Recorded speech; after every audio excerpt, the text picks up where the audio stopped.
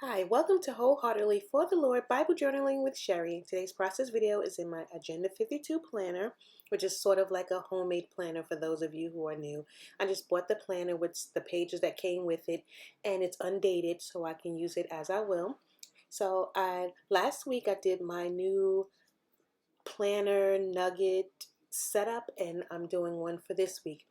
What I like about the Nugget setup for myself is that I am using the sermons in Sunday schools and Bible study notes that I've incurred during the week, and I am spacing them out and rewriting them daily, excuse me, into this Agenda 52 planner and focusing on it for the day. So whatever I write for the day, based on one of those notes, is something that I would focus on and try to apply, which is, for me, is quite different than what I used to do, which was to make my planner.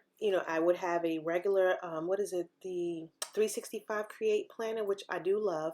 I just went smaller this year. What I would do is I would set up my pages as I'm doing now, and I would write a focused thought for each day, which is still good. And that was really based on, it was kind of impromptu. So whatever I read that morning or thought about that day, that would become my focus for the day, as opposed to having a pre-planned focus, if that makes sense as well. So I have a pre-planned focus. So today I'll be using Print, Pray, and Slay, and it's the Be the Light kit. It was only $1 in her shop. I don't think it's $1 anymore. I don't even know if it's still for sale, but I really like this kit. It's so pretty. And one of the first nuggets that I will be journaling is in Ephesians chapter 5, verse, I believe it was 11 or 15. And it just talks about darkness and light, and how light reproves darkness, and do not take part in the deeds of the darkness. So that's why I did use this particular kit. And then throughout the week, I'll just be adding my other notes from different areas of study. I want to thank you for watching. And remember, if I can Bible journal, so can you. And I hope you would try nugget journaling. That's what I call it. Just a little bit of nuggets that maybe you got from a sermon or from a lesson or something that you read, and just jot it down and make it a deliberate decision to focus on that thing for the day. Thank you for watching, and take care.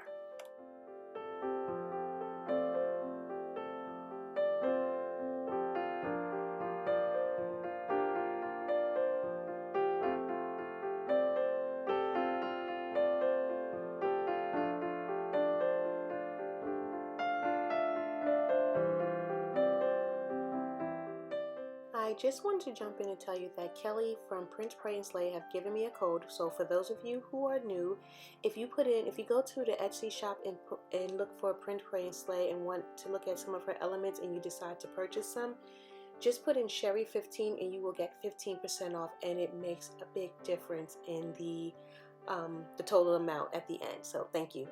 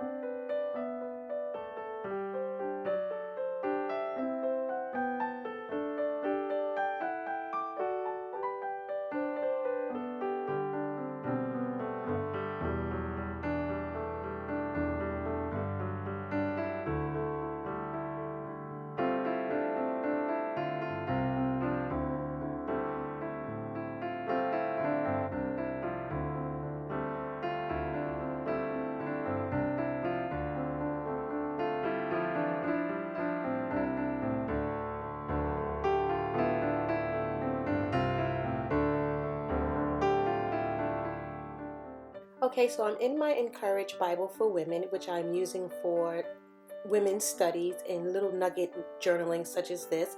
And so I'm using Ephesians chapter 5, it's really verses 6 through 16, but the key verse is 11. And it says, and I'm reading the Christian Standard Bible, and it reads, "Don't participate in the fruitful works of darkness, but instead expose them." And so one of the nuggets that my pastor was teaching in Sunday school last week is how powerful evil is, and how we have to disassociate ourselves with people who fellowship with darkness. And because we don't understand the power of evil, it has a way of putting a mark on our soul. And he made a cross reference to Job being a man of integrity, and that Job stayed away from evil. He shunned evil, and he stayed away from all filth. So pastor was saying that there are certain things that are so evil that we shouldn't even associate ourselves with, and with how we have to walk circumspectly and disassociate ourselves from those things that spot our soul. And the question was, why am I so drawn to darkness? Because there's nothing funny about darkness, and light is supposed to expose darkness. So he was just explaining for us to be on guard and to walk right, and